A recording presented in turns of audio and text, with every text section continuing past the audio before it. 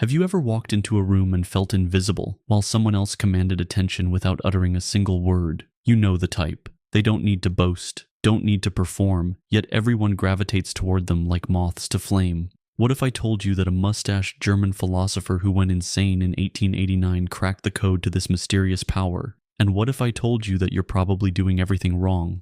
Picture this. You're at a networking event, desperately trying to impress everyone with your accomplishments, your witty remarks, your carefully rehearsed elevator pitch. Meanwhile, there's someone in the corner who barely speaks, yet by the end of the night, everyone wants to know them. The difference isn't charisma, it's something far more profound. It's what Friedrich Nietzsche called the will to power, and it has nothing to do with dominating others and everything to do with mastering yourself. But before you dismiss this as another self-help gimmick dressed up in philosophical jargon, let me ask you something uncomfortable. How many times today did you modify your behavior to fit in? How often did you suppress your real thoughts to avoid conflict? Every time you did that, you gave away a piece of your power. Nietzsche saw this clearly over a century ago. Most people are living as slaves to other people's opinions, and they don't even realize it. You think you're being polite, considerate, diplomatic. But what if you're actually being weak? What if your desperate need for approval is the very thing that repels the respect you crave? This isn't about becoming arrogant or cruel. It's about something far more radical. It's about becoming authentically, unapologetically yourself. Nietzsche introduced a concept that would make most people uncomfortable, the idea that there are fundamentally two types of people in this world. He called them masters and slaves, though he wasn't talking about literal bondage. He was describing two completely different ways of navigating reality. The slave mentality,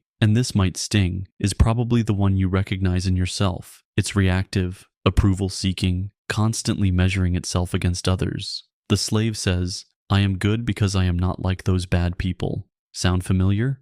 Think about your social media habits for a moment. How much of your online presence is about proving you're not racist, not ignorant, not whatever the current social sin happens to be? This is slave morality in action, defining yourself in opposition to what you reject rather than an affirmation of what you embrace. You're letting other people set the terms of your existence. The master mentality, on the other hand, is self-determining. The master says, "This is good because I value it. This is what I stand for." They don't need external validation because they've created their own value system. And here's where it gets interesting. This isn't about being selfish or ignoring others. It's about having such a strong sense of self that you can afford to be genuinely generous because you're not giving from a place of neediness. But let's get practical, because philosophy without application is just intellectual masturbation. How does this translate to that networking event I mentioned earlier? The person with slave mentality enters the room scanning for approval, trying to figure out what others want to hear. They laugh too loudly at jokes that aren't funny, agree with opinions they secretly despise, and leave feeling drained and somehow diminished.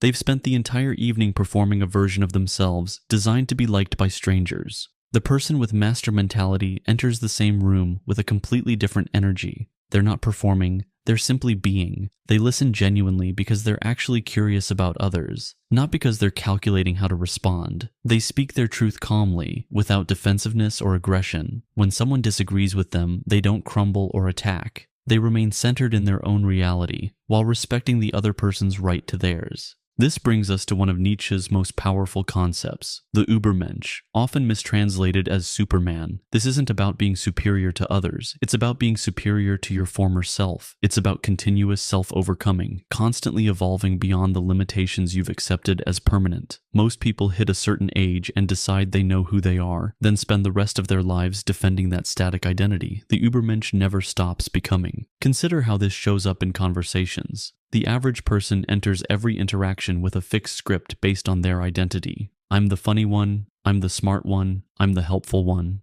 They twist themselves into pretzels maintaining these personas, even when the situation calls for something different. But what if you entered each conversation as a blank slate, responding authentically to what's actually happening rather than what you think should be happening based on your predetermined role? This is where the real power lies, and it's completely invisible to others. You're not trying to impress anyone, because you're not seeking anything from them. This creates a paradox that's almost magical in its effect. People are drawn to those who don't need them. Your lack of neediness becomes magnetic because it's so rare in a world full of emotional vampires desperately seeking validation. Nietzsche had another insight that cuts to the heart of modern social dynamics, amor fati, or love of fate. This means embracing everything that happens to you, not just the good stuff, but the painful, embarrassing, difficult parts too. Most people spend enormous energy trying to avoid discomfort, rejection, or failure. But what if you could get to a place where you genuinely didn't fear these things? Not because you're numb or detached, but because you understand they're part of the human experience and you're willing to face them head on. Imagine walking into that job interview knowing that if they reject you, it's simply information about whether this is the right fit. You're not desperate for their approval because you know your worth isn't determined by their opinion. This doesn't mean you don't care about the outcome. It means you're not attached to it in a way that compromises your authenticity. You can be fully present, fully yourself, because you're not performing for a specific result. This translates to dating too. Think about the person you become when you're really interested in someone. How much of yourself do you hide? How carefully do you curate your responses to maximize your chances of being liked? Now imagine instead that you show up completely as yourself from the beginning. Your quirks, your opinions, your weird sense of humor. Sure, some people won't be interested, but the people who are interested will be genuinely interested in you, not in the carefully crafted persona you've presented.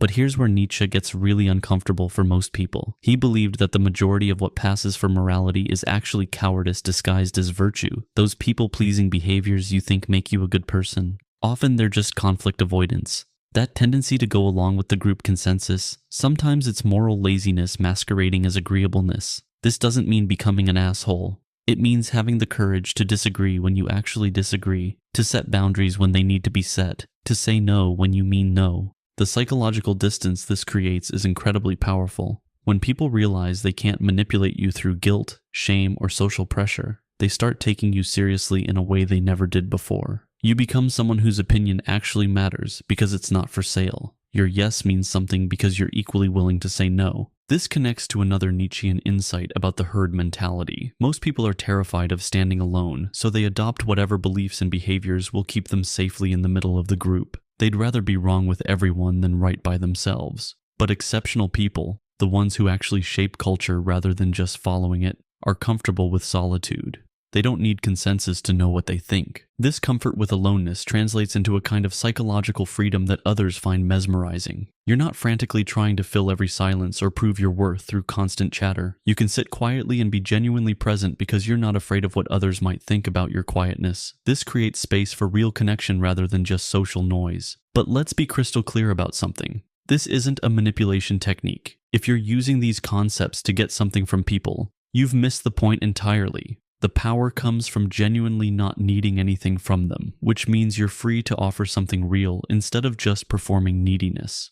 You can be generous without being a doormat, confident without being arrogant, independent without being isolated. Think about the people in your life who have this quality, the ones you respect most. They're not the loudest or the most attention-seeking. They're the ones who remain centered regardless of what's happening around them. They don't get pulled into drama because they're not reactive. They don't need to win every argument because their sense of worth isn't dependent on being right. They can admit mistakes without their identity crumbling because they see mistakes as information, not indictments. This is the real secret to psychological influence, becoming someone worth being influenced by. When you're operating from your own center rather than from neediness or fear, people naturally want to understand how you see the world. Your perspective becomes valuable because it's genuinely yours, not something borrowed from others or crafted to gain approval. But here's the warning that comes with this knowledge. With great power comes great responsibility. Nietzsche was acutely aware that these insights could be misused. The goal isn't to become indifferent to others, or to use your psychological strength to manipulate them. The goal is to become so comfortable with yourself that you can afford to care about others without losing yourself in the process. This is what separates authentic confidence from narcissism. The narcissist needs others to be small so they can feel big. The person who has genuinely embraced their own power wants others to find their power too. They're not threatened by other people's success because they're not in competition with everyone around them. So where does this leave you? Standing at a crossroads, probably feeling a bit uncomfortable about how often you recognized yourself in the descriptions of slave mentality. But here's the beautiful thing about Nietzsche's philosophy. It's never too late to start becoming who you really are. Every conversation is an opportunity to practice showing up authentically. Every social situation is a chance to choose your own values over the group's expectations. The question isn't whether you'll be rejected sometimes, you will. The question is whether you'd rather be rejected for who you are or accepted for who you're not. Because in the end, the respect of people who only like you when you're performing isn't worth having anyway. Start small. The next time someone asks your opinion, give it honestly instead of calculating what they want to hear. The next time you feel the urge to apologize for taking up space, pause and ask if you're actually sorry or just uncomfortable with your own presence. The next time you catch yourself performing, take a breath and drop back into authenticity. This isn't about becoming perfect, it's about becoming real. And in a world full of people pretending to be someone else, authenticity is the ultimate power move. You don't need to say a word to command respect when you're comfortable enough in your own skin to take up the space you actually occupy. The person you're meant to become is waiting on the other side of your fear of not being liked. The question is, are you ready to meet them?